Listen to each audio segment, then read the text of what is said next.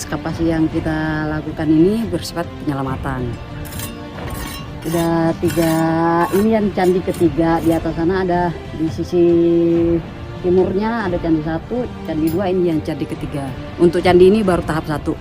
Nah, Candi Klotok 2 itu dimensinya itu 8 kali 6.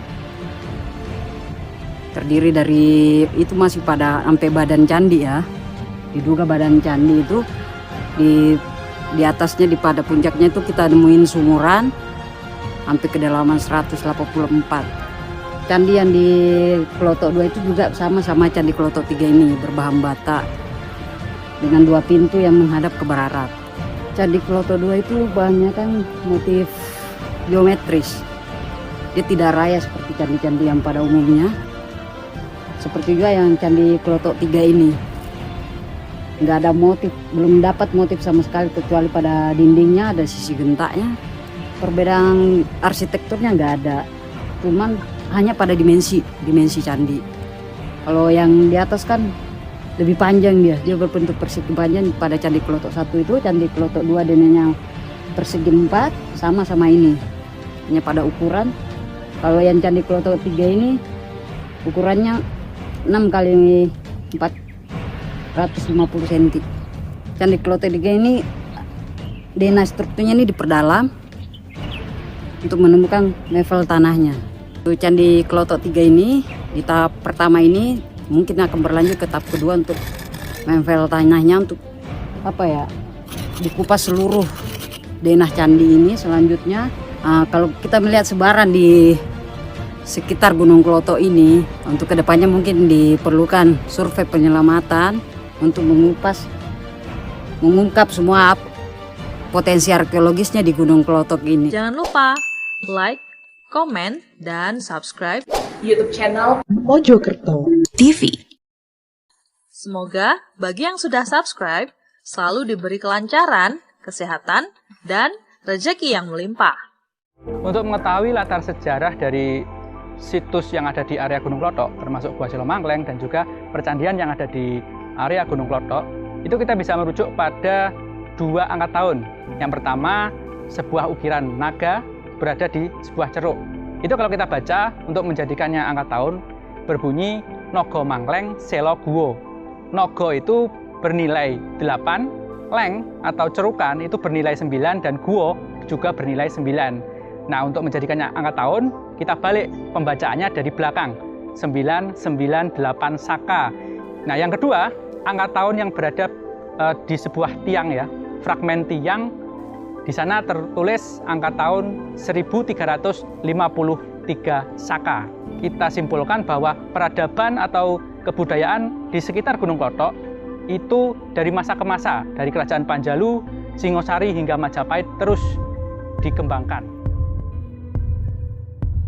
Beberapa waktu yang lalu di daerah Kediri, Jawa Timur, ditemukan sebuah bangunan candi di puncak Gunung Klotok, tepatnya di wilayah Kelurahan Pojok, Kecamatan Mojoroto. Gunung Klotok merupakan bagian dari Gunung Wilis. Sisi selatan bahkan letaknya cukup jauh dari Gunung Wilis.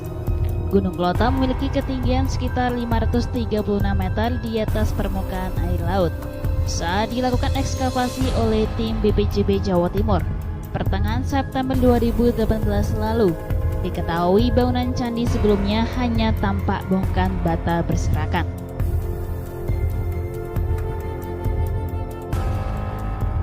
Bentuk candi bujur sangkar, ada 2 anak tangga di bagian depan sisi barat candi. Namun, salah satu struktur bagian tangga sudah rusak. Hal ini karena ada tekanan pohon yang membuat konstruksi hancur. Selama ini di atas candi cukup banyak ditumbuhi pohon, bahkan akarnya sudah sampai masuk di sela badan candi. Itu yang membuat cukup banyak kerusakan. Bahkan beberapa permukaan candi miring dan hampir roboh. Sayang sekali tim waktu itu tidak bisa mengetahui bentuk struktur bagian depan candi karena konstruksi anak tangganya sudah hilang. Meski demikian, pada bagian depan dipastikan masih tersisa bekas yang mengindikasikan anak tangga yang dulunya bekas anak tangga. Sementara pada bagian badan candi terlihat datar dan polos. Tidak tampak satu relief pun yang menghiasi candi. Badan candi yang masih tersisa sekitar 60 cm. Bangunan candi yang ditemukan berbahan batu bata merah, berbentuk persegi 4. Kendati masih menyisakan struktur bangunan candi, namun kondisinya banyak sudah rusak. Diperkirakan temuan Candi Kloto itu peninggalan masa Kerajaan Kadiri.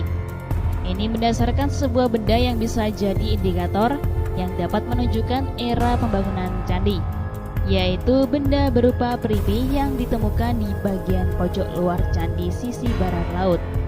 Tepatnya berada di luar pondasi, tapi keadaannya berada di kedalaman yang sama dengan pondasi.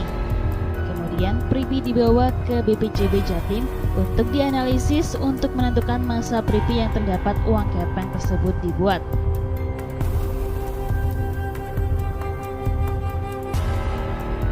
Setelah dianalisis, ternyata kepingan yang ada di peripi berasal dari dinasti Song Utara di bawah kepemimpinan Kaisar Zheng.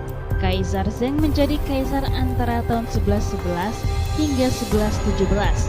Sedangkan di Nusantara, pada masa itu sedang mengalami kekosongan. Kemudian, pada tahun 1117 hingga 1130, muncul Raja Kadiri di bawah kekuasaan Sri Bameswara. Kondisi peripi bertutup sudah pecah. Dulunya biasa digunakan sebagian isian wadah yang terdapat pada suatu candi. Wadah tersebut bertutup berbentuk persegi yang memiliki 9-25 lubang persegi yang disebut garba patra. Umumnya dipendam di dasar atau sumuran candi. Fungsi peripi agar ada aura yang hidup pada bangunan sakral, salah satunya yakni candi. Selain ditemukan uang kepeng dalam peripi, juga ada sebuah tulang hewan, namun kondisinya sudah hancur. Kendati dipastikan sebagai bangunan suci agama Hindu, namun tim tidak menemukan arca, lingga, dan yoni.